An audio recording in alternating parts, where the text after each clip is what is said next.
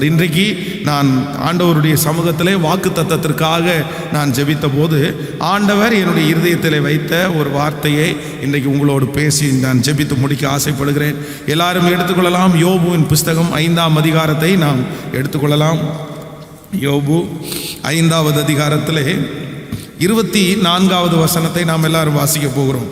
யோபுவின் புஸ்தகம் 5ஆம் அதிகாரத்திலே 24வது வசனத்தை எல்லாரும் சேர்ந்து வாசிக்கலாம். உம்முடைய கூடாரம் சமாதானத்தோடு இருக்க காண்பீர், உம்முடைய வாசஸ்தலத்தை விசாரிக்கும் போது குறைவை காண மாட்டீர். ஆண்டவருடைய பிள்ளைகளே, இன்றைக்கு இந்த கடைசி செக்ஷன்ல கர்த்தருடைய வாக்கு தத்தத்திற்காக நான் ஜெபித்த போது ஆண்டவர் என்னுடைய இருதயத்திலே வைத்த வார்த்தை, உன்னுடைய கூடாரம் சமாதானத்தோடு இருக்க காண்பீர், உன்னுடைய வாசஸ்தலத்தை விசாரிக்கும் போது நீர் குறைவை காண மாட்டீர். அப்படி என்றால் ஆண்டவர் நமக்கு இன்றைக்கு கொடுக்கிற ஒரு நல்ல வாக்குத்தத்தம் என்னவென்றால், உங்களுடைய குடும்பத்திலே சமாதானத்தை தருவேன் என்று கர்த்தர் வாக்கு கொடுக்கிறார். அநேகருடைய வாழ்க்கையிலே எல்லா ஆசீர்வாதமும் அவர்களுக்கு இருக்கிறது. ஆண்டவர் கொடுத்த செல்வம் இருக்கிறது, ஆண்டவர் கொடுத்த பணம் இருக்கிறது, ஆண்டவர் கொடுத்த வேலைகள் இருக்கிறது. அவர்களுக்கு எல்லா பக்கத்திலையும், எந்த பக்கத்திலையும், எல்லா சூழ்நிலையும் சரியா இருக்கிறது. ஆனா குடும்பத்தை நினைச்சா மட்டும் ஒரு சமாதான குறை. பிள்ளைகளுடைய வாழ்க்கையிலே நடக்கிறது, கணவன் மனைவிக்குள்ளே இருக்கிற சில வாக்குவாதங்கள், சில சூழ்நிலைகள். எவ்வளவு ஜெபித்தாலும், எத்தனை சூழ்நிலைக்கு போனாலும் என்னுடைய குடும்பம் மட்டும் சமாதானமே இல்லையே, என் குடும்பத்தில் அடிக்கடி ஏற்படுகிற சண்டையினால் நான் மிகவும் மனம் நொந்து போயிடுறேன். ஆனா அப்படிப்பட்ட ஒவ்வொரு தேவனுடைய பிள்ளைகளுக்கும் ஆண்டவர் இந்த உபவாச ஜெபத்தில் வாக்கு கொடுக்கிறார். இல்ல, உன்னுடைய கூடாரம் சமாதானத்தோடு இருக்க காண்பீர். இந்த ஜெபத்தினுடைய பலனாய், இந்த ஆராதனுடைய பலனாய், இத்தனை நாட்கள் நீங்கள் ஆண்டவரை சேவித்ததினால் கர்த்தர் இன்றைக்கு உங்களோடு ஒரு பெரிய வார்த்தையை பிராமிஸ் பண்றாரு. உங்க குடும்பத்தில் ஒரு இனம் புரியாத ஒரு சமாதானம், இதுவரையிலும் இல்லாத ஒரு சமாதானத்தை கர்த்தர் இந்த ஜெபத்திற்கு பிறகு கட்டளை இடுவேன் என்று கர்த்தர் வாக்கு கொடுக்கிறார். எத்தனை பேர் நம்புகிறீர்கள்? உங்களுடைய குடும்பத்தினுடைய சமாதான குறைவுக்காய் நீங்கள் வருத்தப்பட்டு கொண்டே இருக்கலாம். அதற்காகவே நீங்கள் அழலாம். ஆண்டவரே, எல்லா ஆசீர்வாதத்தையும் எனக்கு தந்தீரே, எல்லா மகிழ்ச்சியையும் எனக்கு தந்தீரே, என் குடும்பத்தில் எப்பொழுது சமாதானம் வரும், என் பிள்ளைகளால் எப்பொழுது எனக்கு சமாதானம் வரும், இந்த பிள்ளைகளை நினைத்தால் தான் எனக்கு கலக்கம், குடும்பத்தை நினைச்சாதான் எனக்கு கலக்கம், வேற எதுலையுமே எனக்கு கலக்கம் இல்லை. எல்லாமே ஆண்டவர் தெளிந்த நீரை போல இருக்கிறார். இந்த குடும்பத்தை மட்டும் ஆண்டவர் சரி பண்ணிட்டார்னா, இந்த பிள்ளையை மட்டும் ஆண்டவர் சரி பண்ணிட்டார்னா, இப்படிப்பட்ட ஏக்கத்தோடு இருக்கிற ஒவ்வொரு பிள்ளைகளையும் பார்த்து கர்த்தர் கரத்தை பிடிச்சு சொல்லுகிறார், நான் உன் குடும்பத்திற்கு சமாதானத்தை தருவேன், உன் அலங்கத்திற்குள்ளே சமாதானம், உன் அரண்மனைக்குள்ளே என் கர்த்தர் சுகத்தை தருவேன் என்று வாக்கு கொடுக்கிறார். நான் தீர்க்க தரிசனமாய் சொல்லுகிறேன். நான் இந்த பலிபீடத்திலிருந்து இந்த வார்த்தையை 100% நம்புகிறேன். நம்ம எல்லாருடைய குடும்பத்தையும் கர்த்தர் சமாதானமாய் இருக்க பண்ணுகிறார். சிலர் உள்ளுக்குள்ள அவ்வளோ பிரச்சனை, உள்ளுக்குள்ள அவ்வளோ கசப்புகள், ஆனா வெளியில போகும்போது எல்லாருக்கும் முன்னாடி சந்தோஷமானவர்களாய், மகிழ்ச்சியானவர்களை போல, சண்டையே இல்லாதது மாதிரி, பிள்ளைங்க ஒண்ணுக்கு ரொம்ப ஐக்கியமா இருக்கிறது மாதிரி வெளியே அப்படியே நடிக்கிறாங்க. ஆனா அவங்களுடைய உள்ளம் அழுது. எத்தனை நாள் தான் வெளியே இந்த மாதிரி நடிக்கிறது? அப்பதான் சண்டை போட்டு வந்தோம், அப்பதான் வாக்குவாதத்தில் வந்தோம். ஆனால் இவங்களுக்கு முன்னாடி அந்த ஃபங்க்ஷனுக்கு போகும்போது, அந்த சந்தோஷமான இடத்திற்கு போகும்போது எல்லாரும் அவங்கள்ட்ட சிரிப்பாங்க. ஆனால் இவர்களும் சிரிக்கிறாங்க. ஆனால் அவங்க உள்ளம் அழுது, குடும்பத்தை நினைச்சு அழுது. இனி என்னைக்கு அண்டர்ஸ்டாண்டிங் வரப்போகிறது? எனக்கு திருமணமாகி இத்தனை நாட்கள் ஆகுது, எனக்கும் என் கணவனாருக்கும் ஒரு சரியான பிடிப்பே இல்லை. இப்படியே என் வாழ்க்கை போயிருமா? இப்படியே என்னுடைய குடும்பம் போயிருமா? இப்படியே என்னுடைய பிள்ளைகள் போய்விடுவார்களா? இப்படிப்பட்ட ஆயிரக்கணக்கான கேள்விக்குறிகள் உங்கள் குடும்பத்தை குறித்து இருக்குமே. ஆனால் நான் நம்புறேன், நான் விசுவாசிக்கிறேன், கர்த்தரை தேடணும்ல, அவர் வாக்கு கொடுக்கிறார். இல்ல, உங்க 2 பேருக்குள்ளே ஒரு ஒற்றுமையை நான் தருவேன், உங்க குடும்பத்தில் ஒரு சமாதானத்தை நான் கட்டளை இடுவேன், உங்க பிள்ளைகள் உன் சார்பிலே வருவார்கள், கர்த்தருடைய பிள்ளைகள் ஒரு பந்தியிலே உட்காருவார்கள், அந்த பந்தியை சுற்றிலும் உன் பிள்ளைகள் ஒலிவ மர கன்றுகளை போல இருப்பார்கள். உங்க குடும்பத்திற்குள்ள எப்படி யோபுனுடைய குடும்பத்திற்கு ஒரு சமாதானம் வந்துருச்சோ அதே போல நம் குடும்பத்திற்கும் ஒரு சமாதானத்தை கர்த்தர் கட்டளையிடுவார். கையை அப்படியே மேல உயர்த்தி இந்த வார்த்தையை நான் நம்புற ஆண்டவரேன்னு சொல்லுங்க. இந்த வார்த்தையை நான் விசுவாசிக்கிற ஆண்டவரேன்னு சொல்லுங்க. அந்த கலக்கம் மாற போகிறது. ஓ ஹalleluya. அந்த பொல்லாத பிசாசுனுடைய கை எடுக்கப்பட போகிறது. அந்த செய்வனை கட்டுகள் எடுக்கப்பட போகிறது. ஓ ஹalleluya. அந்த மாந்திரிக கட்டுகள் இப்பொழுது தெறிப்புண்டு போக போகிறது. உன் குடும்பத்தின் மேல் இருக்கிற சத்துருடைய கைகள் எடுக்கப்பட்டு இப்பொழுது கர்த்தர் அந்த வில்லை முறித்து ஈட்டியை முறித்து குடும்பத்திலே ஒரு மிகப்பெரிய சமாதானத்தை, எது இல்லைனாலும் ஆண்டவர் ஒரு பெரிய சமாதானத்தை உங்களுக்கு கட்டளையிட போகிறார். நான் நம்புறேன். உங்க பிள்ளைகளை நினைக்கும் போது உங்க பிள்ளை இருதயம் இன்றைக்கு துக்கப்படலாம், ஆனா வெகு சீக்கிரத்தில் உங்க பிள்ளைங்களை நினைக்கும் போது உங்க இருதயம் சந்தோஷப்படுற நாள் வரும். உங்க பிள்ளைய நினைச்சு நினைச்சு நீங்க ஆனந்த கண்ணீர் விட போறீங்க. உங்க பிள்ளைய நினைச்சு நினைச்சு கர்த்தருக்கு நீங்க நன்றி சொல்ல போறீங்க. இது நடக்கத்தான் போகுது. எத்தனை பேர் ஆமேன்னு சொல்லுகிறோம்? நீங்க சொல்ல போறீங்க, இப்படி ஒரு பிள்ளைய தந்ததற்காக நன்றி ஆண்டவரே. என்ன என் வயிறு அதற்காக தெரிந்து கொண்டீரே ஆண்டவரே, என் வாழ்க்கையை தெரிஞ்சு கொண்டீரே.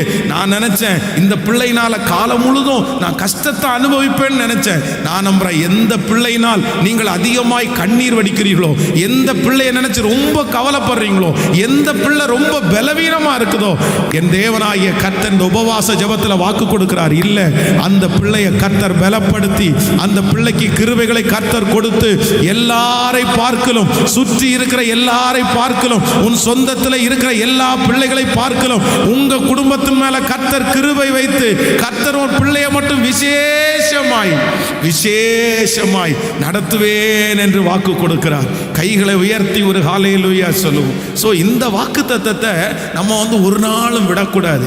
டெய்லி நம்முடைய குடும்பத்திற்காக திறப்பில் நின்று இந்த வாக்கு தத்தத்தை நாம் சுதந்திரித்துக் கொள்ள வேண்டும். ஆண்டவரால முடியாத குடும்ப பிரச்சனை இல்லை. ஆண்டவர் நினைத்தார் என்றால் எந்த குடும்ப பிரச்சனையும் கர்த்தரால தீர்க்க முடியும். நான் அடிக்கடி எல்லா திருமணத்தையும் நடத்தி வைக்கும் போது எல்லா திருமணத்திலையும் சொல்லுவேன், முப்புரின் நூல் சீக்கிரம் மாறாது. ஒரு குடும்ப வாழ்க்கையில் ஒரு கணவன் மனைவியினுடைய உறவில் அந்த கணவன் மனைவிக்கும் குடும்பத்திற்கும் சமாதானம் வேண்டும் என்றால் ஆண்டவரை தவிர வேறு ஒருவரும் நம்முடைய குடும்பத்தில் சமாதானத்தை உண்டு பண்ணவே முடியாது.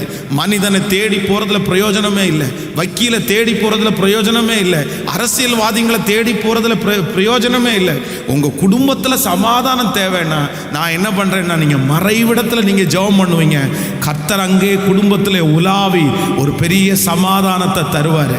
ஆமே. நானும் இந்த பலிபீடத்தில் குடும்பத்திற்காக பலிபீடத்தை பிடித்து நான் அழுதிருக்கிறேன். இந்த பலிபீடத்தை பிடிச்சு, ஆண்டவரே இது உங்க பாதமா நினைச்சு என் குடும்பத்தினுடைய சமாதானத்திற்காக.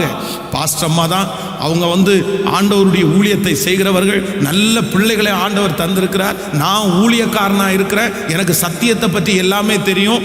எல்லாம் தெரிந்திருந்தும் என் குடும்பத்திலே சண்டைகள் இல்லாமல் இருந்தாலும் என் குடும்பத்தை பாதுகாக்கிறதுக்காக இந்த பலிபீடத்தை பிடிச்சு பல நாட்கள் நான் அழுதிருக்கிறேன்.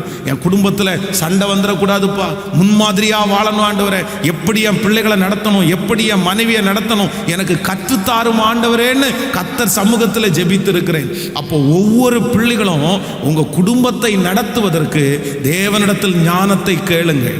நீங்க ஆண்டவரிடத்தில் ஜெபம் பண்ணணும். ஏன்னா இன்றைக்கு சத்துருடைய ஒரு மிகப்பெரிய வஞ்சகம் எதன் மேல இருக்கு அப்படின்னா குடும்பத்தின் மேல தான் இருக்குது.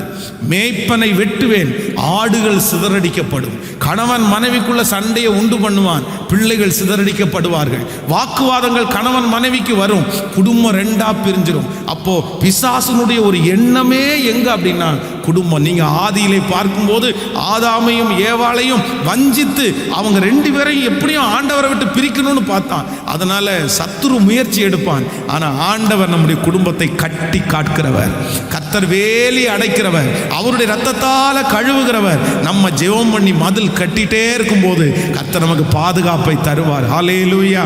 இந்த காரியத்தை நான் ஜெபிக்கும் போது ஆண்டவர் என்னுடைய இருதயத்திலே 3 காரியத்தை என்னுடைய இருதயத்திலே பேசினார். அப்படி என்றால் ஒரு குடும்பத்தினுடைய வாழ்க்கையிலே எது அந்த குடும்ப வாழ்க்கையை இல்லை என்றால் ஐக்கியத்தை பிரிக்க கூடாது என்கிறதை குறித்து நம்ம தியானிக்க போகிறோம். முதலாவதாக யாத்திராகமம் எடுத்துக்கொள்ளலாம். யாத்திராகமம் 18ஆம் அதிகாரத்தை நாம் எல்லாரும் எடுத்துக்கொள்ளலாம். யாத்திராகமம் 18ஆம் அதிகாரம், ஸ்தோத்திரம், 2வது வசனத்தை நம்ம வாசிக்க போகிறோம். 18ஆம் அதிகாரத்திலே 2வது வசனத்தில், மோசேயின் மாமனாகிய எத்ரோ மோசேயினால் திருப்பி அனுப்பிவிடப்பட்ட அவன் மனைவியாகிய சிப்போராளையும் அவனுடைய 2 குமாரரையும் கூட்டிக் கொண்டு பிரயாணப்பட்டான். நான் அந்நிய தேசத்திலே பரதேசி ஆனேன் என்று மோசே சொல்லி ஒரு மகனுக்கு கெர்ஷோம் என்று பெயரிட்டிருந்தான். என் பிதாவின் தேவன் எனக்கு துணை நின்று பார்வோனுடைய பட்டயத்திற்கு என்னை தப்புவித்தார் என்று சொல்லி மற்றவனுக்கு எலியேசர் என்று பெயரிட்டிருந்தான். மோசேயின் மாமனாராகிய எத்ரோ மோசேயின் குமாரரோடும் அவன் மனைவியோடும் கூட அவன் பாளையம் இறங்கியிருந்த தேவ பர்வதனிடத்தில் வனாந்திரத்திற்கு வந்து, எத்ரோ என்னும் உம்முடைய மாமனாகிய நானும் உம்முடைய மனைவியும் அவர்களோடு கூட அவருடைய 2 குமாரரும் உம்மிடத்தில் வந்திருக்கிறோம் என்று மோசேக்கு சொல்லி அனுப்பினான். அப்பொழுது மோசே தன் மாமனாருக்கு எதிர்கொண்டு போய் அவனை வணங்கி முத்தம் செய்தான். ஒருவரை ஒருவர் சுக செய்தியை விசாரித்துக் கொண்டு கூடாரத்திற்குள் பிரவேசித்தார்கள். பின்பு மோசே கர்த்தர் இஸ்ரவேல் நிமித்தம் பார்வோனுக்கும் எகிப்தியருக்கும் செய்த எல்லாவற்றையும், வழியிலே தங்களுக்கு நேரிட்ட எல்லா வருத்தத்தையும், கர்த்தர் தங்களை விடுவித்து ரட்சித்ததையும் தன் மாமனாருக்கு விவரித்து சொன்னான். நன்றாய் கவனிங்கள் ஆண்டவருடைய பிள்ளைகளே, மோசே ஆண்டவராலே தெரிந்து கொள்ளப்பட்டவன். ஆண்டவர் அவனை வித்தியாசமாய் தெரிந்து கொண்டு ஒரு மிகப்பெரிய பொறுப்பை கர்த்தர் அவன் கையிலே கொடுத்தார். 20 லட்சம் ஜனங்களை நடத்தக்கூடிய ஒரு பொறுப்பை கொடுத்தார். அந்த பொறுப்பை கர்த்தர் கொடுப்பதற்கு முன்பாகவே அவருக்கு 2 ஆண் பிள்ளைகளை ஆண்டவர் தந்தார். நான் நம்புறேன், ஒரு மனிதன் தலைவரா இன்னைக்கு இருக்கிற உலகத்துல ஒரு அப்பா ஒரு பிசினஸ் பண்றாரு அப்படின்னு சொன்னா, அந்த பிசினஸ்ல ஒரு பெரிய வெற்றியை அவர் பார்த்து விட்டால் தன்னுடைய பிள்ளைகளை அதற்கு நேராக தான் அவர் மோட்டிவேட் பண்ணுவார். இந்த மாதிரி என்னுடைய பிஸ்னஸில் ஒரு பெரிய வெற்றியை நான் பார்த்தேன்ப்பா, ஒன்றும் இல்லாமல் இருந்தேன், நீ தான் இதை தொடர்ந்து செய்யணும், நீ தான் இதை பார்த்துக்கணும் அப்படின்னு எல்லா தகப்பனாருக்குள்ளேயும் ஒரு ஆசை இருக்கும். பொதுவாக இன்றைக்கு நான் ஒரு ஊழியம் செய்கிறேன் அப்படின்னு சொன்னால், இந்த ஊழியத்திலே பெரிய வெற்றியை ஆண்டவர் தரும்போது, ஊழியத்திற்காக ஆண்டவர் நம்பும் போது நான் என்ன நம்ப அப்படின்னா, இவ்வளோ தூரம் முழங்காலில் நின்று ஜெபம் பண்ணி இந்த ஊழியத்தை கட்டி எழுப்பி அடுத்து இந்த ஊழியத்தை சரியாய் நடத்துவதற்கு என்னுடைய பிள்ளைகளை உருவாக்க வேண்டும் ஆண்டவர், என் பிள்ளைங்க அந்த ஊழியத்தை செய்யணும் அப்படின்ற ஒரு எண்ணம் எல்லா தகப்பனாருக்குள்ளேயும் இருக்கும். ஆனா இந்த மோசேக்குள்ள இருந்துச்சா என்னன்னு தெரியல. வேதம் சொல்லுகிறது, இந்த பதவியை இல்லையென்றால் இஸ்ரவேல் ஜனங்களுக்குள்ளாக இந்த மோசேயினுடைய பிள்ளைகள் உயர்ந்திருக்க வேண்டியவர்கள். ஆனா மோசேயினுடைய பிள்ளைங்க எந்த இடத்துலையுமே அவங்க வரவே இல்லை. அவர்களை ஒரு பெரிய ஒரு பதவி உள்ளவர்களாகவோ, ஒரு அபிஷேகம் பெற்றவர்களாகவோ, இல்லை என்றால் வித்தியாசமாய் வேறு பிரிக்கப்பட்டவர்களாகவோ வேதம் பல இடங்களிலே சித்தரிக்கவே இல்லை. தான் செய்த ஊழியம் மிகப்பெரியது, அவ்வளவு லட்ச ஜனங்களை நடத்தின தலைவன். ஆனா அவங்க பிள்ளைங்க அவனுடைய பொசிஷனை இல்லைன்னா அவன் இருந்த இடத்தை அவர்கள் தொடவே இல்லை. காரணம் வேற எதுவும் இல்லை. வேதம் சொல்லுது, அவன் மேல ஆண்டவர் வைத்த பொறுப்பு தன்னுடைய குடும்பத்தை அவனை விட்டு பிரித்தது. ஆண்டவர் அவனை கூப்பிடுறாரு, நீ என்னை என் கூட நான் அவனை பயன்படுத்துவேன், ஜனங்களை நீ வழி நடத்தணும். உடனே தன்னுடைய மாமனாரிடத்துல போய் சொல்றான். மாமனார் தன்னுடைய பிள்ளைகளையும் பேர பிள்ளைகளையும் எல்லாரையும் அழகா ரெடி பண்ணி ஊருக்கு அனுப்புகிறார். இவன் இந்த எகிப்து தேசத்திற்கு வந்தானா இல்லையோ, வந்த உடனே அங்க இருக்கிற சூழ்நிலை எல்லாம் வித்தியாசமா இருக்குது. அங்க இருக்கிற ஜனங்கள் இவனுக்கு விரோதமாய் கல்லறிய பார்க்கிறார்கள். 20 லட்சம் ஜனங்கள் அவன் நடத்திட்டு போகணும். அவன் கையில் ஒரு பெரிய பொறுப்பு கொடுக்கப்பட்டிருக்கிறது. என்ன பண்றதுன்னே தெரியல. காலையிலிருந்து சாயந்தரம் வரைக்கும் ஜனங்களுடைய வழக்குகளை பார்க்கறதுக்கே சரியா இருக்குது. ஒவ்வொருத்தரும் ஒன்று சொல்றாங்க, தன்னுடைய குடும்பத்தை கவனிக்க முடியாததுனால தன் மேல் வைத்த பொறுப்பின் நிமித்தமாய் தன்னுடைய குடும்பத்தை கவனிக்க முடியாததினால் தன்னுடைய குடும்பத்தை மாமனாருடைய வீட்டுக்கே அனுப்பிடுறாரு. தன்னுடைய பிள்ளையையும் தன்னுடைய மனைவியையும் மாமனார் வீட்டுக்கு அனுப்பியாச்சு. இப்போ ஆண்டவர் இஸ்ரவேல் ஜனங்களுக்கு 10 வாதையை கட்டளையிட்டு பெரிய பெரிய அற்புதங்களை நடப்பித்து அவர்களை பொன்னோடும் பொருளோடும் புறப்பட செய்து வழியில் ஆண்டவர் செங்கடலை 2ஆக பிளந்து இப்படி ஆயிரக்கணக்கான அற்புதத்தை செய்கிறாரு. ஆனால் இதுவரைக்கும் தன்னுடைய மனைவியை மாமனார் வீட்டுக்கு அனுப்பியாச்சு. நம்ம எகிப்து தேசத்தை விட்டு கிளம்புறோம். இந்த மாதிரி இன்னும் ஒரு 5-6 நாளைக்குள்ள நாங்கள் கிளம்புவோம் போல தெரியுது. என் மனைவியும் பிள்ளைங்களையும் கொண்டு விட்டுருங்க, நாங்கள் அப்படியே கானானுக்கு போகிறோம் அப்படின்னு சொல்லி மோசே சொன்னதாக தெரியவில்லை. இந்த மாமனாரே யோசிச்சு தன்னுடைய மகளையும் தன்னுடைய பிள்ளைகளையும் கொண்டு வந்து மோசையின் இடத்துல விட்டுட்டு போறாரு. அப்ப நான் நம்புறேன், உங்களுடைய குடும்பத்தில் உங்கள் தலையின் மேல் வைக்கப்பட்டிருக்கிற பொறுப்பு ஒரு நாளும் உங்க குடும்ப வாழ்க்கையை என்ன பண்ணிடக்கூடாதுன்னா பிரிச்சிடவே கூடாது.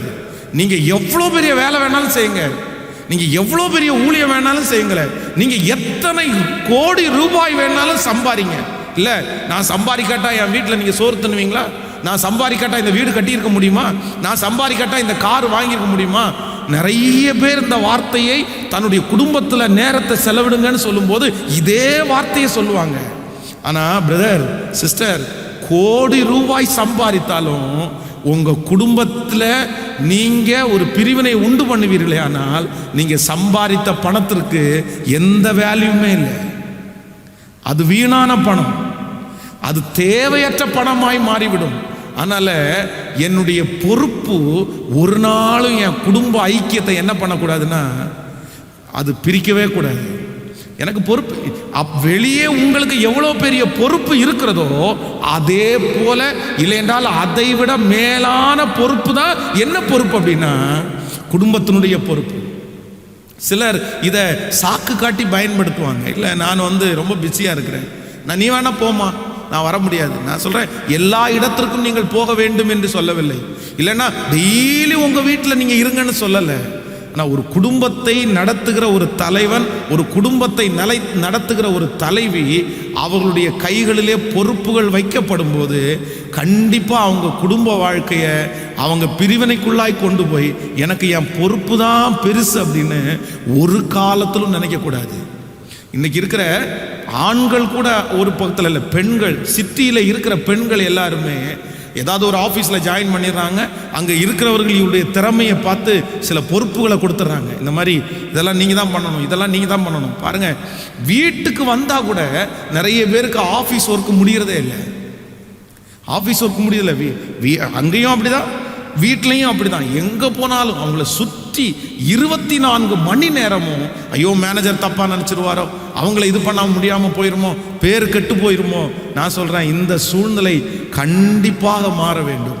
உங்கள் தலையின் மேல் வைக்கப்பட்டிருக்கிற பொறுப்பு உங்கள் பிள்ளைகளையோ உங்களுடைய குடும்பத்தையோ உங்களை விட்டு என்ன பண்ணக்கூடாது. சத்தமாக சொல்லுங்கள் எல்லாருமே. பிரிக்கலாமா? இல்லை, அதுக்குன்னு ஒரு பார்ட்டு, அதற்கென்று ஒரு நேரம், அதற்கென்று ஒரு நாளை ஒதுக்கிடணும்.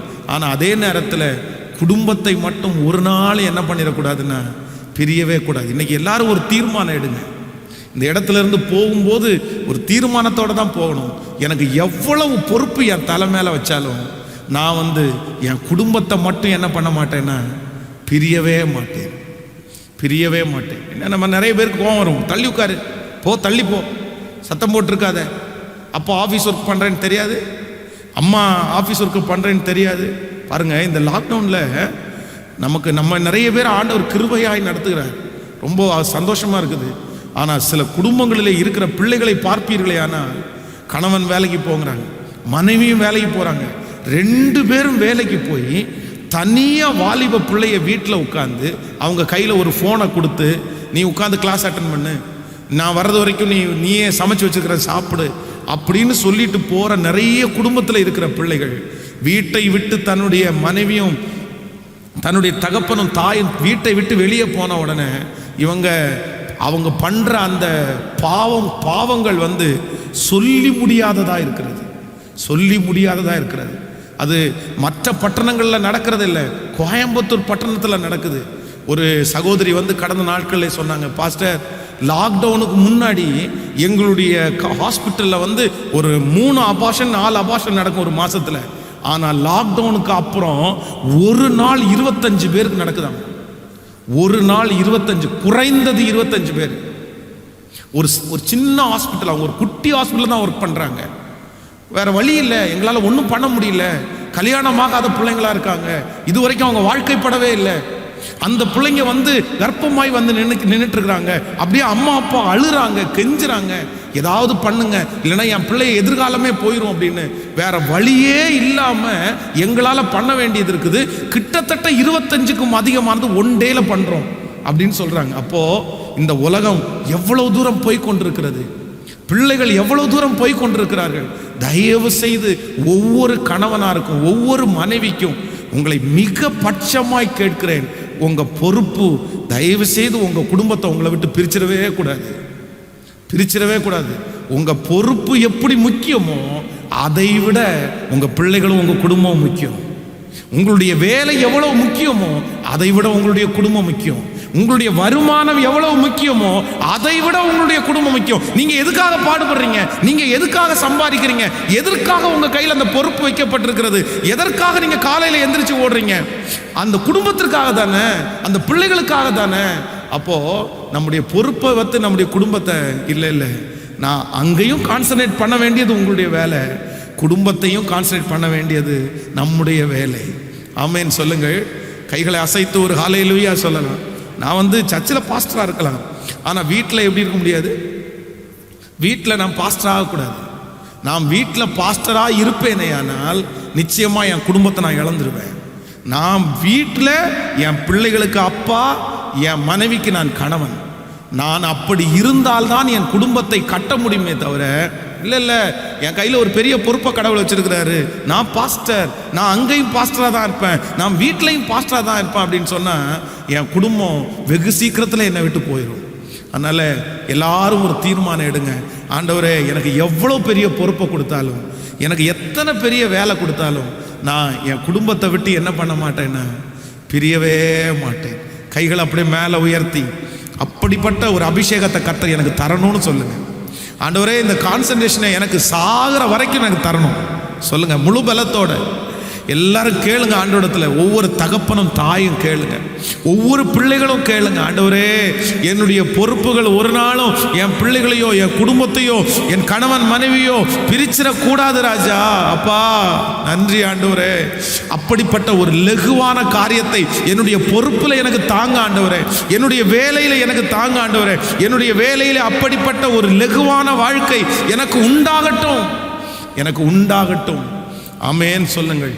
உங்கள் பிள்ளைகளுடைய என்டர்டெயின்மெண்ட், உங்கள் பிள்ளைகளை சந்தோஷப்படுத்துகிறது 90% அவங்க தனியாக போய் சந்தோஷப்படுறதை விட அவங்க உங்கள் கூட சந்தோஷப்படுற மாதிரி வச்சுக்கோங்க. நான் சொல்கிறது உங்களுக்கு புரியுதா? உங்கள் பிள்ளைகளுடைய பொதுவாக பிள்ளைகளுக்கு என்டர்டெயின்மெண்ட்டு ஜாலியாக சந்தோஷமாக இருக்க வேண்டியது அவசியம் உண்டு. ஆனால் அந்த சந்தோஷமே என்னன்னா உங்களோட இருக்கிற மாதிரி இருக்கட்டும்னு சொல்கிறேன். நீங்களும் அந்த சந்தோஷத்தில் கூட இருந்தீங்க அப்படின்னா உங்கள் பிள்ளைகள் கண்டிப்பாக தவறான வழிக்கு உள்ள உங்களுடைய கணவனோ மனைவியோ போகவே முடியாது. ஏன்னா இன்னைக்கு இருக்கிற காலகட்டத்தில் கள்ள தொடர்புகள் தலைவிரித்து ஆடுகிறது. தேசத்திலே அதற்காக பர்மிஷன் கொடுக்கப்பட்டு கட்டவிழ்க்க விடப்பட்டிருக்கிறது. பரவாயில்ல, இன்னைக்கு டைவர்ஸ் கேஸ் நம்ம சில நேரங்களில் மேலை நாடுகளில் தான் கேள்விப்பட்டிருக்கிறோம். அங்கே இந்த மாதிரி கணவன் மனைவி பிரிகிறது ஒரு பெரிய விஷயம் இல்லைன்னு. நீங்கள் இங்கே பாருங்க, நம்முடைய பட்டணத்தில் நம்முடைய தேசத்திலையும் இப்பொழுது எங்கு பார்த்தாலும் குடும்பத்தில் பிரிவினை ரொம்ப ஈஸியாக அசால்ட்டாக சொல்லிடுறாங்க பிள்ளைங்க. எனக்கு வேண்டாம், நான் விட்டுறேன், 2 வருஷம் வாழ்ந்தேன் எனக்கு போதும், 3 வருஷம் வாழ்ந்தேன் எனக்கு போதும், நான் வாழ மாட்டேன் அப்படின்றாங்க. அப்படி ஒரு சாப கட்டுக்குள்ள நம்முடைய தேசம் போய் கொண்டிருக்கிறது. ஆனால் இதுலேருந்து தப்பிக்கிறதுக்கு ஒரே வழி, எத்தனை பொறுப்பு வந்தாலும் என் குடும்பத்தை விட்டு நான் என்ன பண்ண மாட்டேன்னா, எனக்கு எல்லா பொறுப்பை காட்டிலும் முக்கியமான பொறுப்பு என் குடும்பத்தை கவனிப்பது. ஆமென் சொல்லுங்க. நம்பர் 2, இரண்டாவதாக உங்கள் குடும்பத்தை, உங்களுடைய கணவன் மனைவியினுடைய வாழ்க்கையை இல்லைன்னா குடும்ப உறவை யார் பிரிக்கக்கூடாது நீங்கள் எடுத்துக்கொள்ளுங்கள். ஆதியாகமம் 27ஆம் அதிகாரத்தை எடுத்துக்கொள்ளலாம். ஆதியாகமம் 27ஆம் அதிகாரத்திலே 1வது வசனத்தை நம்ம வாசிக்க போகிறோம். ஆதியாகமம் 27ஆம் அதிகாரம் 1வது வசனத்திலிருந்து அப்படி தொடர்ச்சியாக வாசிக்கலாம். ஈசாக்கு முதிர் வயதானதினால் அவன் கண்கள் இருளடைந்து பார்வையற்று போன போது அவன் தன் மூத்த குமாரனாகிய ஏசாவை அழைத்து, என் மகனே என்றான். இதோ இருக்கிறேன் என்றான். அப்பொழுது அவன், நான் முதிர் வயதுள்ளவனானே, என் மரணம் இன்ன நாளில் என்று அறியேன். ஆகையால் நீ உன் ஆயுதங்களாகிய உன் அம்பரா துணியையும் உன் வில்லையும் எடுத்துக்கொண்டு வனத்திற்கு போய் எனக்காக வேட்டையாடி அதை எனக்கு பிரியமாய் ருசியுள்ள பதார்த்தமாய் சமைத்து நான் புசிக்கவும், நான் மரணம் அடையும் முன்னே என் ஆத்துமா உன்னை ஆசீர்வதிக்கவும் என்னிடத்தில் கொண்டு வா என்றான். ஈசாக்கு தன் குமாரனாகிய ஏசாவோடே பேசுகையில் ரெபேக்காள் கேட்டு கொண்டிருந்தாள். ஏசா வேட்டையாடி கொண்டு வரும்படி வனத்திற்கு போனான். அப்பொழுது ரெபேக்காள் தன் குமாரனாகிய யாக்கோபை நோக்கி, உன் தகப்பன் உன் சகோதரனாகிய ஏசாவை அழைத்து, நான் புசித்து எனக்கு மரணம் வருகிறதுக்கு முன்னே கர்த்தரை முன்னிட்டு உன்னை ஆசீர்வதிக்கும்படி நீ எனக்காக வேட்டையாடி அதை எனக்கு ருசியுள்ள பதார்த்தமாய் சமைத்து கொண்டு வா என்று சொல்ல கேட்டேன். ஆகையால் என் மகனே, என் சொல்லை கேட்டு நான் உனக்கு கற்பிக்கிறபடி செய். நன்றாய் கவனிங்கள். இந்த ஈசாக்கு ரெபேக்காள் இவர்களுடைய 2 பேருடைய இந்த குடும்பத்தை குறித்து வேதத்தில் வாசிக்கும் போது எல்லா கல்யாண வீட்லையுமே இவங்க 2 பேரை குறித்து சொல்லாதவங்களே இருக்க மாட்டாங்க. ஐயோ, ஒரு பெஸ்ட் கப்பிள், நல்ல ஒரு குடும்ப வாழ்க்கையில் ஆரம்பித்தவங்க. ஈசாக்கு தன்னுடைய மனைவிக்காக ஜெபிக்கிறவன், ரெபேக்காள் ரொம்ப உதார குணம், அப்படின்னா ரொம்ப தாழ்ந்து போகிற ஒரு தாழ்மையுள்ள மகள், நல்ல வேலை செய்கிறவங்க. இப்படி இந்த ரெபேக்காளுடைய கேரக்டர் அப்படின்னு கொடுத்தா அதில் ஒரு 10 நம்ம சொல்லலாம். ஈசாக்குனுடைய கேரக்டர் அப்படின்னா அதில் ஒரு 10 சொல்லலாம். கல்யாண வீட்டில் இவர்களை பேசாதவர்களே இல்லை. முன்பாக வேத வசனம் வாசிக்கும் போது, வேத பகுதி வாசிக்கும் போது இந்த ஈசாக்கு ரெபேக்காளுடைய ஸ்டோரியை வாசிக்காம திருமணமே இருக்காது. ஆனா இவருடைய குடும்ப வாழ்க்கை ஆரம்பம் ரொம்ப நல்லா இருந்துச்சு, ரொம்ப சந்தோஷமா இருந்தாங்க. வேதம் சொல்லுது, ஈசாக்கு தன் மனைவியோட விளையாடி கொண்டிருந்தார். அப்ப இவங்க 2 பேருமே அவங்க விளையாண்டு இருக்காங்க. அந்த அளவுக்கு அவங்க 2 பேருக்குள்ளே ஒரு ஐக்கியம் இருந்திருக்குது. ஆனா பிள்ளைகள் பிறந்து அந்த பிள்ளைகள் வளர்ந்து வரும்போது இவங்களுடைய குடும்ப வாழ்க்கைக்குள்ள ஒரு மிகப்பெரிய பிரிவினை வந்துருச்சு. ஏன் வந்துருச்சு அப்படின்னா, இவங்களுடைய இந்த ஈசாக்கு மூத்த மகன் அவருக்கு ரொம்ப பிடிக்கும். அம்மாவுக்கு இளைய மகனை பிடிக்கும். யாக்கோபு குணசாலியும் கூடாரவாசியுமா இருந்தாங்க. ஏன் அவங்களுக்கு பிடிச்சிச்சுன்னு தெரியல. ஆனா இந்த 2 பிள்ளைகளும் பிறந்ததற்கு பிற்பாடு அவங்க குடும்ப வாழ்க்கையில ஒரு பெரிய பிரிவினை வந்துருச்சு. இப்போ ஒரு அம்மா தன்னுடைய தகப்பனார் சொல்றாரு, இந்த மாதிரி என் மகனே, இந்த மாதிரி எனக்காக நான் உன்னை சாகிறதுக்கு முன்னாடி ஆசீர்வதிக்கிறதுக்கு விரும்புகிறேன். நீ போய் வனத்திற்கு போய் எனக்காக வேட்டையாடி சமைத்து கொண்டு வா. ஈசாக்கு செய்தது மிகப்பெரிய தவறு. ஒரு பையனை கூப்பிட்டுருக்க கூடாது. அவருக்கு ஆண்டவர் கொடுத்தது 2 பிள்ளைங்க. 2 பிள்ளைங்களையும் முன்னாடி கூப்பிட்டு, நான் உங்களை ஆசீர்வதிக்கிறேன்ப்பா, ஏதாவது டார்கெட் கொடுத்து நீங்கள் செஞ்சுட்டு வாங்க அப்படின்னு அனுப்பலாம். ஆனால் ஒரே ஒருத்தனை மட்டும் கூப்பிட்டு நீ போயிட்டு வான்றாரு. அவருக்கு கண்ணு சரியா தெரியாது. அதை யார் கேட்டுட்டு இருக்கா அப்படின்னு சொன்னா, ரெபேக்காள் ஒற்று கேட்டுட்டு இருக்கிறாங்க. உடனே இவங்க என்ன பண்ணியிருக்கணும் அப்படின்னு சொன்னா, ஓடி போய் சட்டையை பிடிச்சி, என்னையா பேசிட்டு இருக்கிறீங்க நீங்க, நமக்கு இருக்கிறது 2 பிள்ளைங்க, ஏற்கனவே ஒருத்தன் ரொம்ப ஒரு வெகுளித்தனமா இருக்கிறான், நீங்க 2 பேரையும் கூப்பிட்டு ஆசீர்வதிக்கிறேன்னு சொல்லாம ஒரே ஒரு பையனை கூப்பிட்டு மட்டும் ஆசீர்வதிக்கிறேன்னு சொல்றீங்க. இது நியாயமா? இது கர்த்தருக்கு பிரியமா? திருப்பி கூப்பிடுங்க, நமக்கு 2 பிள்ளைங்களும் நமக்கு ஒண்ணுதான் அப்படின்னு சொல்ல வேண்டிய அம்மா, சரி சரி சரி, நீ இருக்கிறத நீங்க சொன்னது அப்படியே இருக்கட்டும், சின்னவனை கூப்பிட்டீங்க வா, உங்க அப்பா பெரியவனை ஆசீர்வதிக்கிறான்னு சொல்லி இருக்கிறாரு, அவன் போறதுக்கு முன்னாடி நீ போயிடணும் அப்படின்னு சொல்லிட்டு வேக வேகமா, நீங்க வாட்சி பாருங்க, சீக்கிரமாய் ஓடி போய் ஒரு ஆட்டை அடிச்சு ரொம்ப அழகா சமைச்சு, அப்பா அவன் திரும்பவும் கேட்கிறாமா, அப்பா ஒருவேளை அவனுடைய மூத்த பையன் ஏசா இல்ல யாக்கோபுன்னு கண்டுபிடிச்சு ஆசீர்வாதத்திற்கு பதிலாக சாபம் கொடுத்தா என்னமா பண்றது? உடனே அதுக்கு என்ன சொல்றாங்க, அந்த சாபம் என் மேல விழட்டும், உன் மேல விழுற சாபம் என் மேல விட்டோம். ஆக மொத்தத்தில் ஏசாவை உங்க அப்பா என்ன பண்ணக்கூடாது, அவங்க வயிற்றுல பிறந்த பிள்ளை, அவனுடைய மூத்த பையன், அவனை ஆசீர்வதிக்க கூடாது. ஏன்னா அவன் என் சொல்லுபடி கேட்காம போய் கல்யாணம் பண்ணிட்டு வந்தான். அவன் மனைவிங்க எல்லாம் என்னை ரொம்ப டார்ச்சர் பண்றாங்க, என்னமோ மனசுல வச்சு இவங்க அதுக்கு ஒத்துக்கவே இல்லை. அதுக்கப்புறம் இல்லை, எங்க அண்ணனுக்கு உடம்பெல்லாம் முடியா இருக்கு, எங்க அப்பா போன உடனே கண்டிப்பா தடவி பார்ப்பாரு, அப்போ முடியலன்னு தெரிஞ்ச உடனே கண்டுபிடிச்சுவார், உனக்கு என்ன இப்போ, உனக்கு டெம்பரரியா ஒரு முடி தானே உண்டு பண்ணணும், அந்த ஆற்றினுடைய தோலையை எடுத்து போத்தி நீ இப்போ போ. ஆனா ஈசாக்கு அதுலயும் பாருங்க, குரலோ யாக்கோபன் குரல், நீ வந்திருக்கிறது எனக்கு ஒண்ணுமே தெரியலையா பாடம். அவர் ரொம்ப கன்ஃபியூஸ் ஆகிறாரு, இது நீதானா, நம்பலாமா? கடைசி சொல்ற, நீ என் பக்கத்துல வா. அந்த பக்கத்துல வரும்போது தன்னுடைய மகனுடைய வாசனைய மோந்து பார்த்தாராம். அதை அந்த என் பையனுடைய வாசனையை கூட அப்ப நான் என்ன நம்புறேன் அப்படின்னு சொன்னா, ஈசாக்கு ஏசாவை பக்கத்திலே படுக்க வச்சிருப்பாருன்னு நினைக்கிறேன். யாக்கோவை வந்து அவங்க அம்மா பக்கத்தில் படுக்க வச்சிருப்பாங்க, ஈசாக்க இவர் பக்கத்தில் செல்லப்பிள்ளை மாதிரி படுக்க வச்சிருப்பார் அப்படின்னு. அப்போ கடைசியில் வேதம் நமக்கு தெளிவாய் சொல்லுகிறது, அந்த மகனை எந்த மகனுக்காக அந்த தாய் போராடினாலோ, எந்த மகனை ஆசீர்வதிக்கணும்னு நினைச்சாங்களோ, அவர்களுடைய மரண நாளை கூட அந்த மகன் பார்க்க முடியாதபடி துரத்துண்டு போனது மாதிரி வெளியூருக்கு போயிட்டான். அப்போ ஒன்று நினைத்து கொள்ளுங்கள், நம்முடைய குடும்ப வாழ்க்கையில் பிள்ளைகள் அப்படின்ற ஒன்று வந்த உடனே உங்கள் கணவன் மனைவியினுடைய உறவை என்ன பண்ணிடக்கூடாதுன்னா பிரிச்சிடவே கூடாது.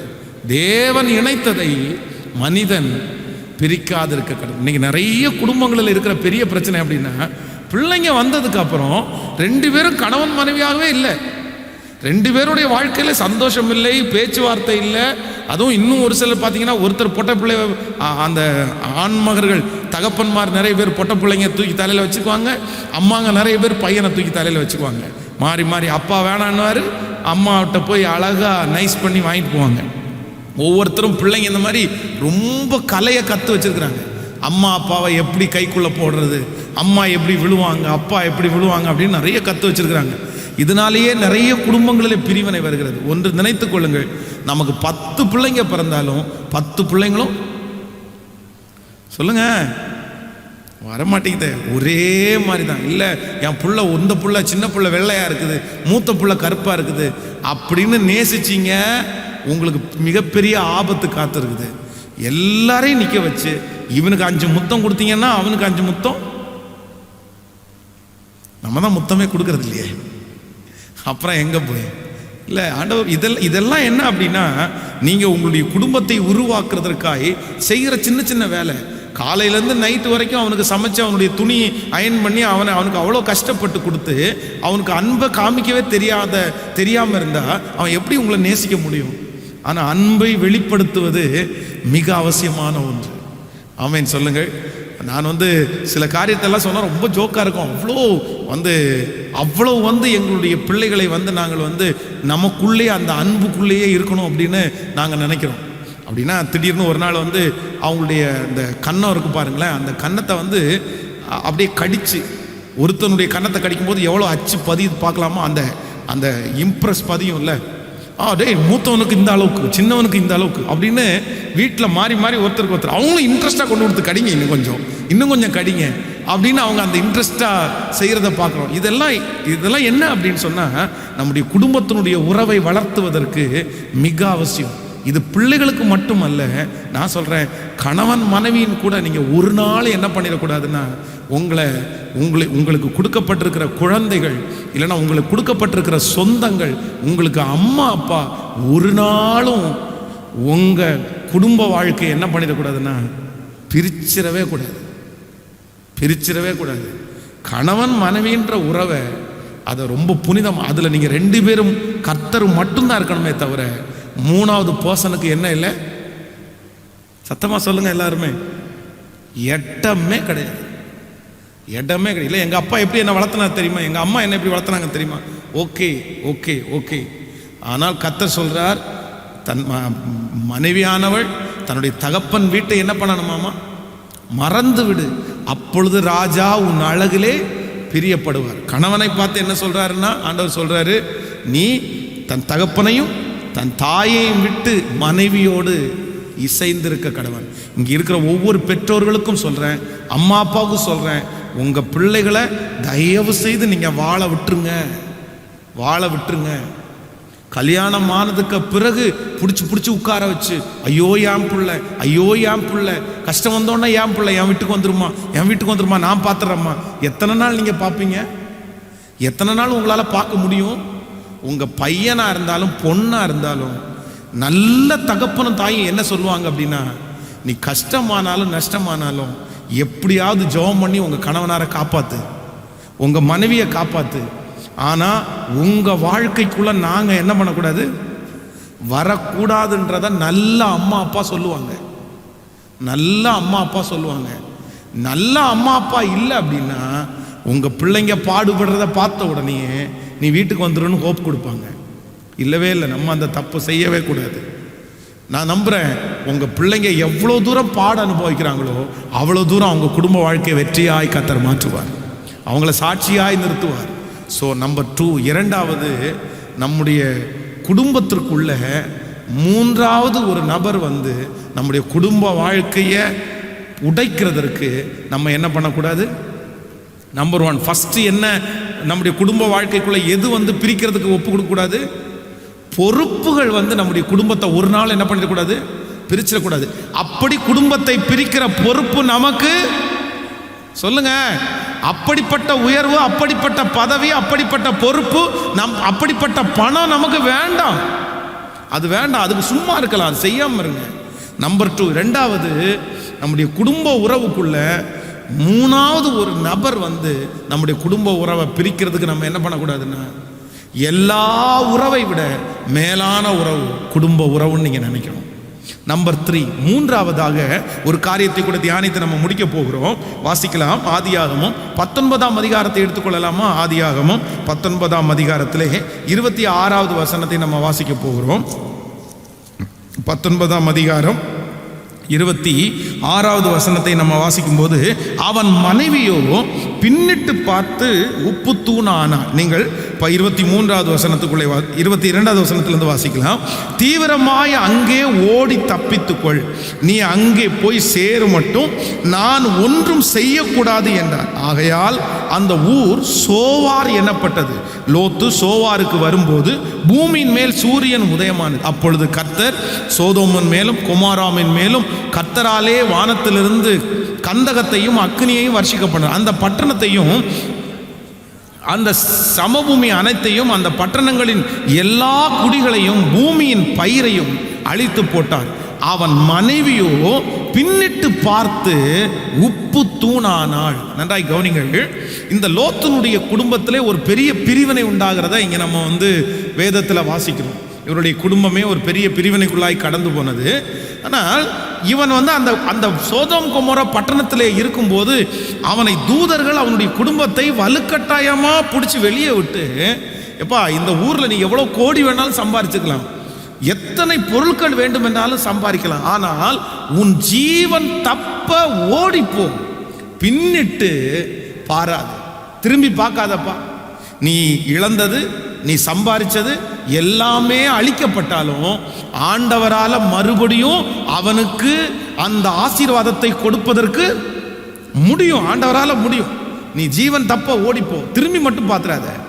ஆனா இந்த ஆண்டவர் கொடுத்த இந்த கட்டளையை யார் மீறினா அப்படின்னா, லோத்துனுடைய மனைவி மீறிட்டாங்க.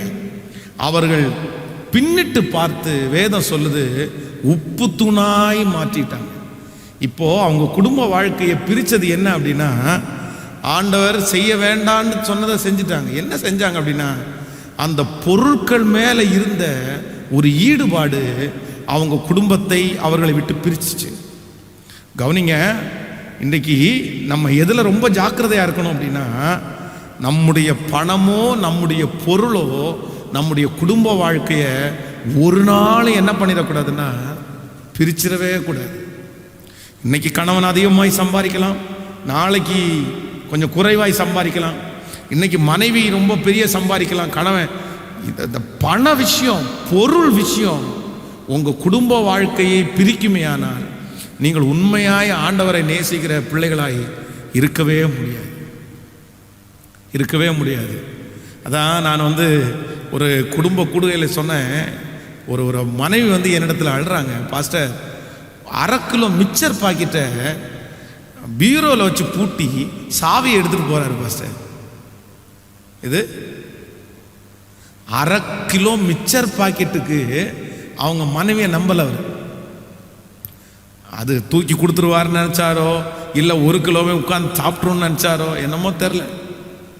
மிக்சர் பாக்கெட்டுக்கு என்ன நம்ப மாட்டேங்கிறாரு. ஏன்ப்பா, அவர் போனால் போடும், ஒரு மிக்சர் பாக்கெட் சாப்பிட்றதுனால அவங்க என்ன வந்துட போகிறாங்க? அதை பூட்டி வச்சுட்டு இல்லை நான் எடுக்க மாட்டேன். நான் சொல்கிறேன், கணவனுக்கு மனைவிக்கு சில காரியங்களை வந்து ஏதோ ஒரு முக்கியமான விஷயம், எங்கள் கணவனார் ரொம்ப உளருவாய், எங்கள் மனைவி எல்லாத்தையுமே உளறிடுவாங்க, அதனால் இந்த விஷயத்தை போய் சொன்னோம் அப்படின்னு சொன்னால் எல்லார்ட்டையும் சொல்லி வச்சுருவாங்க, அதுக்கு நடக்காமலே போயிடும் பாஸ்டர், அதற்காக நான் கொஞ்சம் சொல்லாமல் இருக்கிறேன் அப்படின்னு சொன்னால் கூட பரவாயில்ல. ஆனால் முக்கியமான விஷயங்களை, உங்கள் வீட்டிலே இருக்கிற பொருளை குறித்த விஷயங்கள் வந்து உங்களுடைய குடும்பத்தில் பிரிவினையை உண்டு பண்ணவே கூடாது. கர்த்தருடைய சமூகத்திலே நான் சொல்லுகிறேன், இன்று வரைக்கும் பொருட்களை குறித்து நீங்கள் அதை கொண்டு வரல, நாங்கள் இதை கொண்டு வரல, நீ பெரிய ஆள் நான் சின்ன ஆள், அப்படிப்பட்ட ஒரு சுபாவம் எங்கள் குடும்பத்தில் இன்றைக்கு வரைக்கும் ஒரு நாள் கூட அப்படி யோசிச்சதே இல்லை. நான் எனக்கு கொடுக்கப்பட்டு ஆண்டவர் கொடுத்துருக்கிற மனைவியை என்னை விட ரொம்ப பெருசாக நினைக்கிறேன். என்னை விட ரொம்ப பெருசாக நினைக்கிறேன். ஓகே, என்னை விட அவங்க ரொம்ப நல்லா பாடுவாங்க, என்னை விட அவங்க நல்லா ஜெபம் பண்ணுவாங்க, என்னை விட அவங்களுக்கு நிறைய தெரியும், என்னை விட அவங்களுக்கு ரொம்ப இங்கிலீஷ் நாலேஜ் அப்படின்னெல்லாம் நான் நினைக்கிறேன் மனசுக்குள்ளே. இப்போ இதான் உண்மை, இப்படி நினைப்பேன். அவர்களும் அப்படி தான் என்ன நினைக்கும் போது ஒவ்வொரு நாளும் பிரசங்கம் முடிச்சுட்டு வீட்டுக்கு போகும்போது யார் சொல்கிறாங்களோ இல்லையோ அவங்க கண்டிப்பாக சொல்லிடுவாங்க, ஐயோ என்ன உங்களளவுக்கு வர முடியுமா, உங்கள் அளவுக்கு பேச முடியுமா, உங்கள் அளவுக்கு ஆராதனை நடத்த முடியுமா. நான் அவர்களை மேலானவர்களாக நினைக்கிறேன். அவர்களும் இன்று வரைக்கும் என்னை குறைவானவங்களா ஒரு நாள் கூட நினச்சதே இல்லை. ஆனால் சிலருடைய வீடை பார்க்கும்போது அவ்வளோ கஷ்டமாக இருக்குது. கணவனாரை ரொம்ப குறைவாக ட்ரீட் பண்ணுறது, மனைவியை ரொம்ப குறைவாக ட்ரீட் பண்ணுறது, மனைவியை பைத்தியக்காரின்னு சொல்கிறது, மனைவியை கிறுக்கின்னு சொல்கிறது, பிச்சைக்காரின்னு சொல்கிறது. இதெல்லாம் என்ன வார்த்தை, இதெல்லாம் என்ன வார்த்தை, இதெல்லாம் சொல்லலாமா? இன்னும் சில கணவனாரிடத்துல பேசுகிற வார்த்தையெல்லாம் சொல்லவே முடியாது, அவ்வளோ வார்த்தைகளை பேசுகிறாங்க. இல்லவே இல்லை. எனக்கு கொடுத்த கணவனார் அவர் கொஞ்சம் சம்பாதிக்கிறாரோ நிறைய சம்பாதிக்கிறாரோ, அவர்கிட்டையும் எங்கிட்ட இல்லாத நல்ல குணம் கண்டிப்பாக இருக்குன்னு நீங்கள் நம்பணும். நான் நம்புகிறேன், உங்களை விட கண்டிப்பாக ஒரு படி உங்கள் கணவனார் மேலே தான் இருப்பார். அதே மாதிரி ஆண்களை விட உங்களுக்கு கொடுக்கப்பட்டிருக்கிற மனைவி ஒரு படி மேலே தான் இருப்பாங்க. உங்கள்கிட்ட இருக்காத 1000 நல்ல குணங்கள் அவங்கள்ட்ட இருக்கும், 1000 நல்ல குணங்கள் அவங்கள்ட்ட இருக்கும். அதனால் 2 பேரும் ஒருத்தருக்கு ஒருத்தர் எப்படி தான் நினைக்கணும் அப்படின்னா, சொல்லுங்கள், மேலானவர்களா. நீங்கள் நம்ம ஒரு மாதிரி பார்க்குறீங்களே, அடிச்சிருவீங்க போல தெரியுது. பாஸ்டர் அப்படி மட்டும் சொல்லாதீங்க, என் வாழ்க்கையில் ஒரு பெரிய தீமை மாட்டிச்சுன்னா அவதான் பாஸ்டர். ஒன்றுமே தெரியாது பாஸ்டர், பேக்லாண்டு பேச. நான் சொல்கிறேன், சில நேரத்தில் ஒன்றும் தெரியாமல் இருக்கிறதுனால தான் நமக்கு வெற்றி. ஆமென். கர்த்தர் 2 ஜாடியை கொடுக்க மாட்டார், ஜாடிக்கேற்ற மூடியை தான் கொடுப்பாரு. ஆனால் நம்ம நிறைய பேர் எதுக்கு தான் வாஞ்சிக்கிறோம் தெரியுமா? 2 ஜாடி வேணும் தானே ஆண்டவர் கேட்போம். என்ன மாதிரியே இருக்கணும் ஆண்டவரே, என்ன மாதிரியே இருக்கணும் ஆண்டவர், என்ன மாதிரியே தரிசனம், என்ன மாதிரியே. நான் சொல்கிறேன், எனக்கு நான் ஊழியத்தில் இருக்கிற தரிசனம் வேறு, என்னுடைய உழைப்பு வேறுப்பா. நான் அடுத்த 21 நாள் உபவாச ஜெபத்தை அனௌன்ஸ் பண்ணும்போது ஃபஸ்ட்டு என்ன முறைச்சி பார்த்ததே பாஸ்டம்மா தான். இன்னும் அடுத்ததா 21 நாளா திரும்பவும் ஆரம்பிக்க போறீங்களா அப்படின்னு பார்த்தது என்னுடைய தரிசனம் வேற. ஆனா என்ன மாதிரியே அவங்க இருந்துட்டாங்கன்னா யார் குடும்பத்தை பார்க்கறது, யார் பிள்ளைகளை பார்க்கறது? நான் ஜாடி, அவங்க எப்படிதான் இருக்கணும்? அவங்களும் ஜாடியா இருந்தா மூடி எங்க போறது? அதனால உங்களுடைய மனைவி, உங்களுடைய கணவனார் உங்களை போல இருக்கணும் அப்படின்னு நினைக்கிறேன். என் தரிசனத்தில் என் மனைவி கூடயே நிற்க மாட்டேங்கிறாங்க. எனக்கு இவன் மட்டும் சப்போர்ட் பண்ணியிருந்தா நான் எப்படி வளர்ந்துருப்பேன் பாருங்க, இவர் மட்டும் சப்போர்ட் பண்ணியிருந்தா நான் எப்படி வளர்ந்துருப்பேன். இல்லை இல்லை, அது உங்களுக்கு கொடுக்கப்பட்ட தரிசனம், அது உங்களுடைய பொறுப்பு. அதில் அவர்களை நீங்கள் ஒரு நாளும் என்ன பண்ணக்கூடாதுன்னா இன்வால்வ் பண்ணவே கூடாது. நிறைய கணவன், நிறைய மனைவி அவர்கள் பேரில் சொல்லுகிற ஒரே குறை அப்படிதான், நான் சம்பாதிக்கணும் ஆசைப்படுறேன் பாஸ்டர், நான் வீடு கட்டணும் ஆசைப்படுறேன் பாஸ்டர், நான் இந்த மாதிரிலாம் நல்லா வளரணும்னு நினைக்கிறேன். ஆனால் அவருக்கு சுத்தமாக அதை குறித்த எண்ணம் இல்லை, அந்த மனைவிக்கு சுத்தமாக எண்ணம் இல்லை பாஸ்டர். இப்படி இருந்தால் எப்படி பாஸ்டர் குடும்பத்தை கட்டுறது? இல்லை இல்லை இல்லை, நீங்கள் இப்படி இருந்தால் அவங்க அப்படி இருக்கட்டும். நீங்கள் இப்படி இருக்க, நீங்கள் அதான் அவர் 10 ரூபா பிச்சைக்காரன் கேட்டாங்க அப்படின்னு சொன்னால் 50 காசு 25 காசு இருக்கான்னு தேடுவார். இருக்கா? அதையும் ஒரு சொல்லுவார், நம்ம எதுக்கு பிச்சைக்காரங்களுக்கு போடணும், ஏன் அவனுக்கு கால் இல்லையா, அவனை விட கால் இல்லாதவங்க கை இல்லாதவங்க உழைக்கிறாங்க, இவன் உழைக்கிறதுக்கு போகிறேன்னு போட வேணாம், கையில் வச்சுக்கோ அப்படின்னு. ஆனால் அந்த அம்மா கையில் 100 ரூபா நோட்டு இருக்கும், தூக்கி 100 ரூபா கொடுத்துட்டு சரிப்பா அப்படின்னு வச்சுக்கோ, இவன் என் பணத்தை அழிச்சிட்டே இருக்கா பாஸ்டர் அப்படின்னு நம்ம நிறைய நேரத்தில் குற்றப்படுத்துவோம். ஆனால் நான் ஒன்று சொல்கிறேன், இல்லவே இல்லை, நீங்கள் கஞ்சத்தனமாக இருக்கிறீங்க, அந்த அம்மா அவங்க ரொம்ப தாராளமாக இருக்கிறாங்க.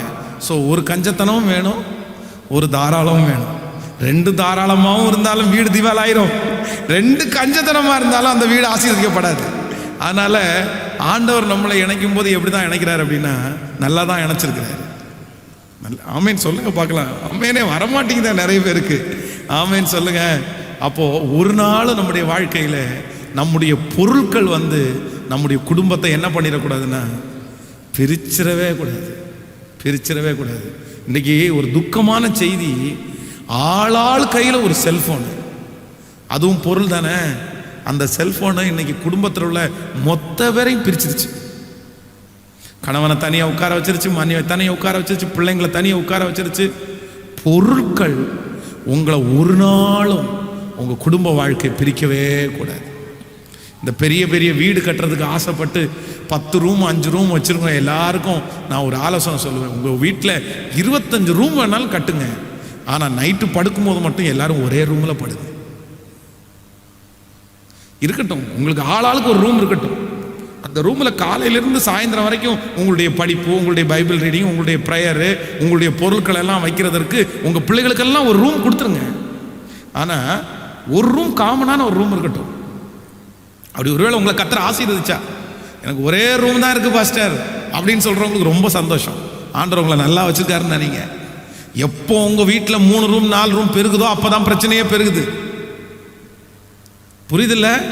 அதனால சில நேரத்தில் நம்ம ஆசீர்வாதமா இல்லாம இருக்கிறதே நல்லதுன்னு வருதா பாருங்க. அதான் தாவீது ஜெபம் பண்ண மாதிரி ஒருத்தர் கூட நம்ம ஜெபம் பண்ண மாட்டோம் தெரியுமா? ஆண்டவரே எனக்கு நிறையவும் கொடுக்க வேண்டாம், எனக்கு கொஞ்சம் கொடுக்க வேண்டாம், அன்னைக்குள்ள படியை எனக்கு அளந்து போடுங்க அப்படின்னு யாராவது ஜெபம் பண்ணியிருக்கீங்களா? பாஸ்டர் கேட்டா அந்த வசனத்தையே நம்ம தூக்கி போட்டுருவோம். அது இல்லை பைபிளில் அந்த வசனம்.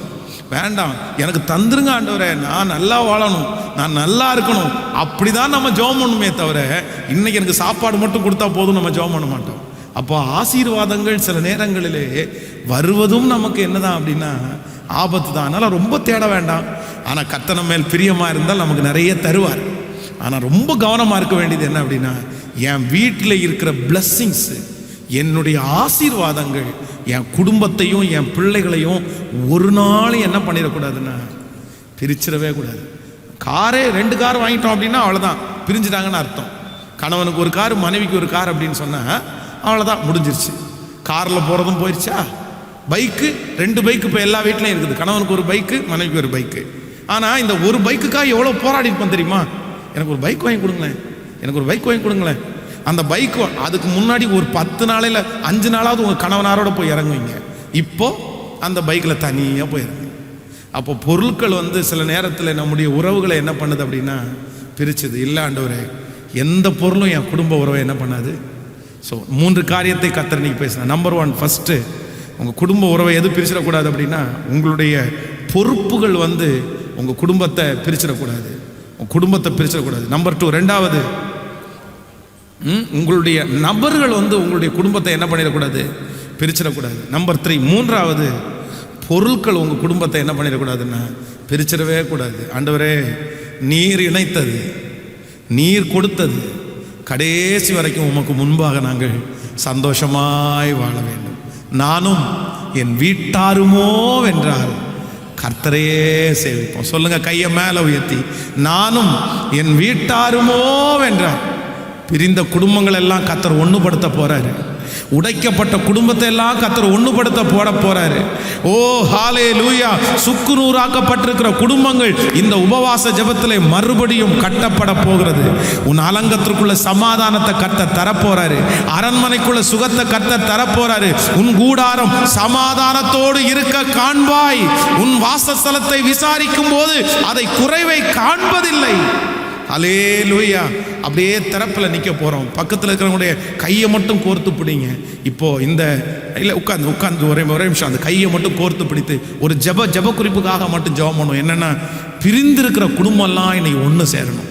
கை கோர்த்து முடிக்கலைன்னா பரவாயில்ல, ஆனால் இன்னைக்கு ஆண்டவர் அந்த காரியத்தை செய்யணும். இந்த சத்தத்தை யார் கேட்குறாங்களோ, யாருடைய வீட்டில் இந்த செய்தி போய் சேருதோ, ஆண்டவர் ஒரு பெரிய அந்த பிரிவினைகளை மாற்றணும். இந்த லாக்டவுன் நிறைய குடும்பங்களை பிரிச்சிருச்சு, நிறைய குடும்பங்களை ஒன்று சேர்த்துருச்சு. ஆனால் பிரிஞ்சிருக்கிற குடும்பத்தை எல்லாம் கணவன் மனைவிக்குள்ள ஒரு பெரிய அண்டர்ஸ்டாண்டிங்கை கர்த்தர் தரட்டும். பிள்ளைகளுக்குள்ள ஒரு பெரிய அண்டர்ஸ்டாண்டிங்கை தரட்டும். இப்போ நீங்கள் ஜெபிக்கிற ஜெபம் அநேக ஆயிரக்கணக்கான பேர் சாட்சி சொல்லணும். பாஸ்டர், இந்த 21 நாள் உபவாச ஜெபத்தில் என் குடும்பம் பிரிஞ்சிருந்துச்சு, என் குடும்பத்தில் அண்டர்ஸ்டாண்டிங்கே இல்லை, நீங்கள் பேசின வார்த்தை எனக்கு தான் பாஸ்டர், என் குடும்பத்துல சமாதானமே இல்லை. ஆனா கர்த்தர் இன்னைக்கு சமாதானமா வைக்கிறாரு.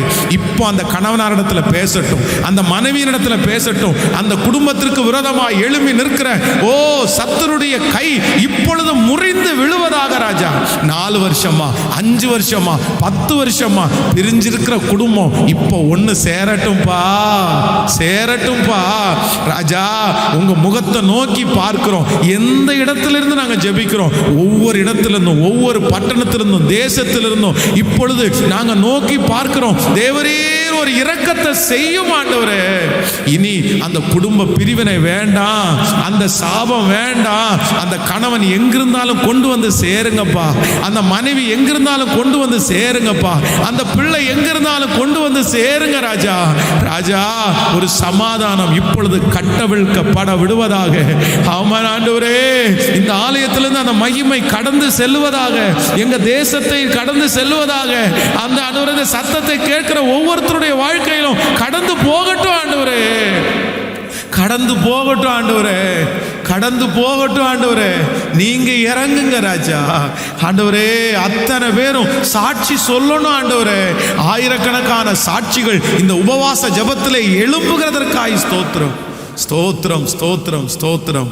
ஆமென். கர்த்தர் நம்முடைய ஜெபத்தை கேட்டதற்காய் கரங்களை தட்டி கர்த்தருடைய நாமத்தை மகிமைப்படுத்தலாம். ஆமென், ஆமென். நம்முடைய குடும்பத்தை கர்த்தர் வேலி அடைப்பாராக, வேலி அடைப்பாராக. ஆமென் சொல்லுங்கள். யோபு எவ்வளவு பெரிய பரிசுத்தவான், யோபு எவ்வளவு பெரிய நீதிமான். ஆனா அவனுடைய குடும்பத்திலே வேதம் சொல்லுது, அவனுடைய மனைவி அவரை பார்த்து சொல்லுகிறார்கள், தேவனை இன்னும் உம்முடைய உத்தமத்தில் உறுதியாய் தரித்திருக்கிறீரோ, தேவனை தூஷித்து ஜீவனை விடும். அப்போ அந்த கணவன் மனைவிக்குள்ள ஒரு பிரிவினை வருது. அவ்வளவு நீதிமான். ஏன் அப்படின்னா, ஒரு காலத்துல யோபு எப்படி இருந்தாருன்னா, ரொம்ப வசதி உள்ளவராக இருந்தார், நிறைய பணம் அவர்கிட்ட இருந்துச்சு, ஆடு மாடுகளெல்லாம் இருந்துச்சு. இப்போ தன்னுடைய கணவனாரை விட்டு பணமும் சொத்தும் அந்த போயிட்டு உடம்பும் நல்லா இல்லாமல் ஆன உடனே அவங்களுக்கே ஒரு வெறுப்பு வருது. என்னாச்சு? அப்போது ஒன்று நினைத்து கொள்ளுங்கள், குடும்பத்தில் இருக்கிற மனைவி சகோதரிகள், ஒரு நாளில் உங்கள் கணவனார் ரொம்ப நல்லா சம்பாரிச்சு, இன்னைக்கு ஒருவேளை உங்கள் கணவனார் கஷ்டப்படலாம், இன்னைக்கு அவருக்கு வேலையே இல்லாமல் இருக்கலாம். 10 வருஷம் உங்களுக்கு சோறு போட்டார்ல, இப்போ 2 வருஷமாக தானே வேலை இல்லாமல் இருக்காரு. நீங்கள் தான் அவரை என்கரேஜ் பண்ணணும், நீங்கள் தான் அவரை தட்டி கொடுக்கணும்.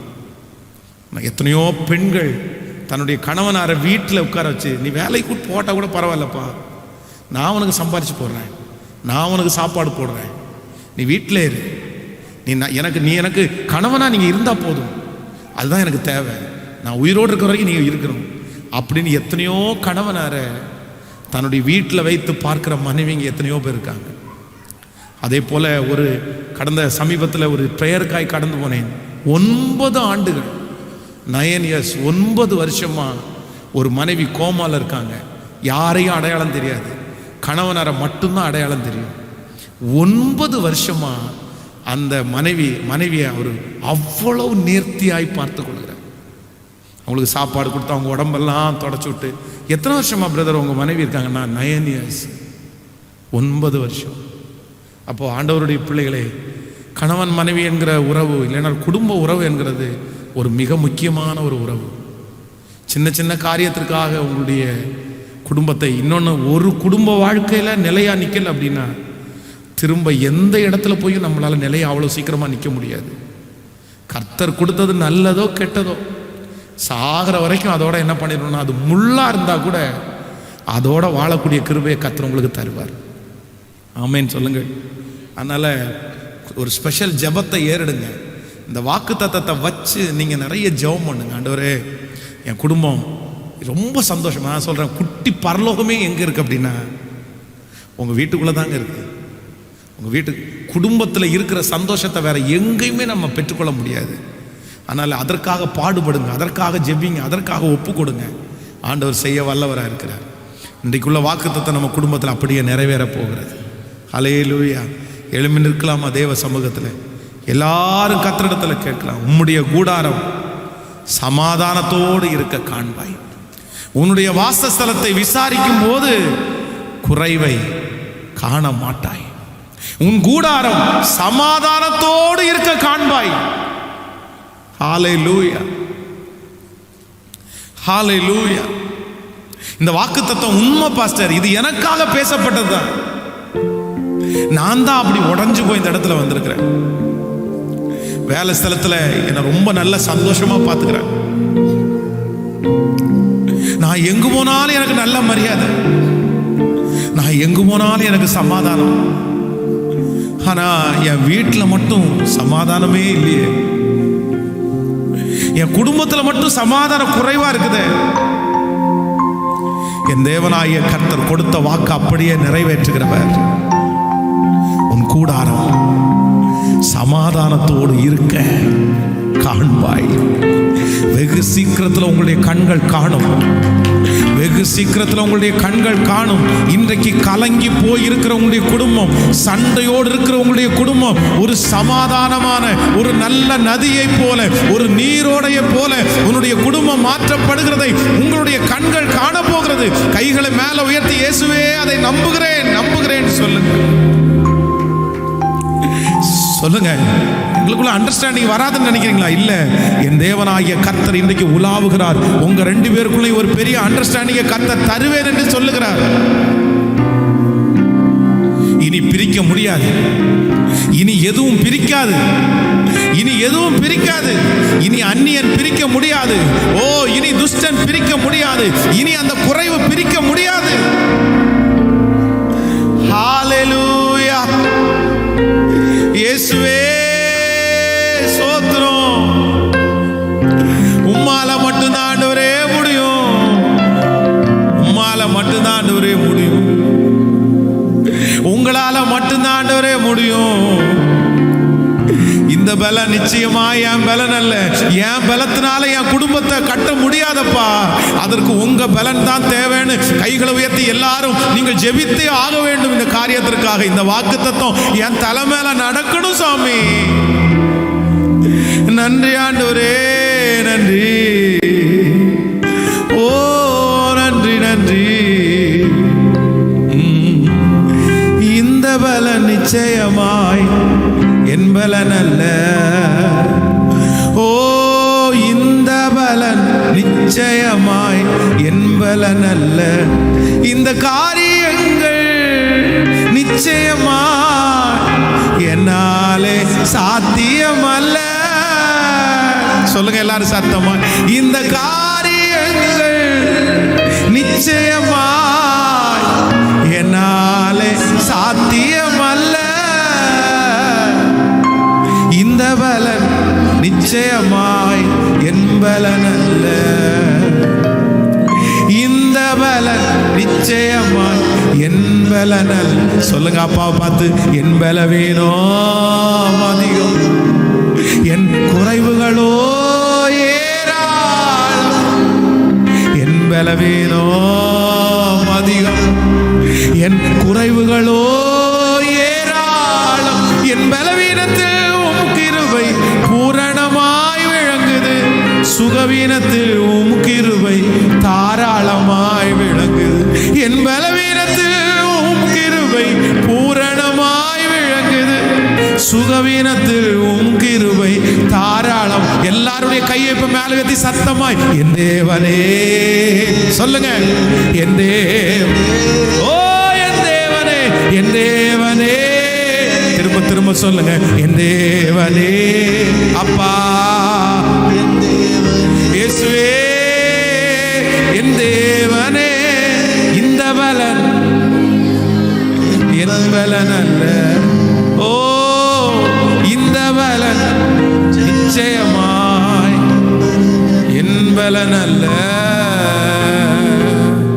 ஆமென். தேவன் இணைத்ததை மனிதன் பிரிக்காதிருக்க கடவுள். தேவன் இணைத்ததை மனுஷன் பிரிக்காதிருக்க கடவுள். உங்க மனைவியை நீங்க மிஸ் பண்ணிடக்கூடாது, உங்க கணவனாரை நீங்க மிஸ் பண்ணிடக்கூடாது, உங்க அம்மா அப்பாவை நீங்க இழந்துடக்கூடாது, உங்க பிள்ளைகளையும் நீங்க ஒரு நாள் என்ன பண்ணிடக்கூடாதுங்க. ஒரு குடும்ப வாழ்க்கைக்கு மிக தேவையானது தியாகம் தான். கண்டிப்பா நீங்க அதை பண்ணணும். ஜெபத்துல மட்டும் உட்காருங்க, ஆண்டவர் கண்டிப்பா செய்வார், ஆண்டவர் செய்வார். எத்தனையோ கணவனை இழந்து மனைவியை இழந்த வயதானவர்களை சந்திக்கும் போது அவங்க சொல்ற ஒரே வார்த்தை தான். அதற்கு முன்பாக தன்னுடைய மனைவியை குறித்த 1000 குறையை சொல்லுவார்கள். தன்னுடைய கணவனாரை குறித்த 1000 குறையை சொல்லுவார்கள். ஆனா அவங்க இறந்து போய் ஒரே மாசத்துல அவரை மாதிரி யாரும் வர முடியாது பாஸ்டர், அவளை மாதிரி யாரும் இருக்க முடியாது பாஸ்டர், அவரை மாதிரி யாரும் இருக்க முடியாது பாஸ்டர், அவளை மாதிரி யாரும் இருக்க முடியாது. என் காதுகளை நான் கேட்டிருக்கிறேன். நமக்கு எல்லாருக்கும் கர்த்தர் தீர்க்காயுசை கர்த்தர் தருவார். நம்முடைய குடும்பத்தில் கர்த்தர் தீர்க்காயுசை கட்டளையிடுவார். அவருடைய வார்த்தை போய் உரையாது. ஜெபிக்கிறவங்களுக்காக ஆண்டவரே கையை உயர்த்தி எல்லாரும் நன்றி மட்டும் சொல்லிட்டே இருக்கு.